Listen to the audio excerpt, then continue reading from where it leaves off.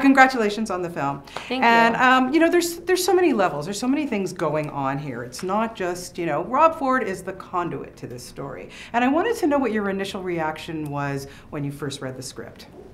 I just loved all the themes in the script, like you mentioned. You know, Rob Ford is a big part of this story, but he's kind of the vehicle that we use to drive the story forward. So I think for me, it's more about the immigrant story, the millennial story, Yes. The struggles of those groups of people, the kind of polarizing difference between Bram and Kamal, the two families they come from. Yeah. So for me, it was about a lot more than just Rob Ford. Yeah, Nina? Yeah, I mean, he's on the poster, but if you see the poster, you notice that he's distorted. It's not necessarily his story, and he was able to do a lot of great things, but also was very self-destructive. Yes. And it was interesting to see that, I mean, Toronto is, I think, the lead character of this film. And I love that we got to highlight the city and show the city instead of hide it. I've shot so many things here where we delete the CN Tower out of the background of the shot. Right? And it was nice to not only shoot here, but feature the city. And yeah. Yeah. Now, let's go back to the millennial thing, because I wanted to ask you about that, because both of your characters go through some pretty gruesome things like that they have to endure to keep their jobs. Mm-hmm.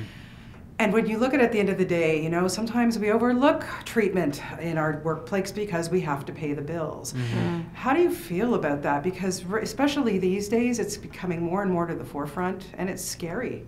Yeah. I mean, everybody is just trying to make a living and try to make ends meet for themselves or their family. And so, I mean, you see it in this film.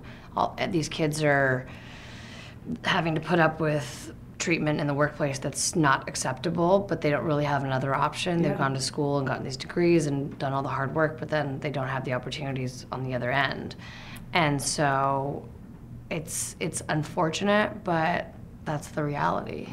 Yeah, I mean, it happens to everyone, you know, every day. And I think depending on what your background is, you have to endure more of it. And I think this film speaks to that. Bram kind of gets this job because of his parents, and they have connections. Yeah. And Kamal, you know, is in this predicament where he can't really say anything because he's an immigrant, right, and he's come through this, and it's kind of like you have to shut up and do your job because you should feel lucky like that you're in this position. Yeah.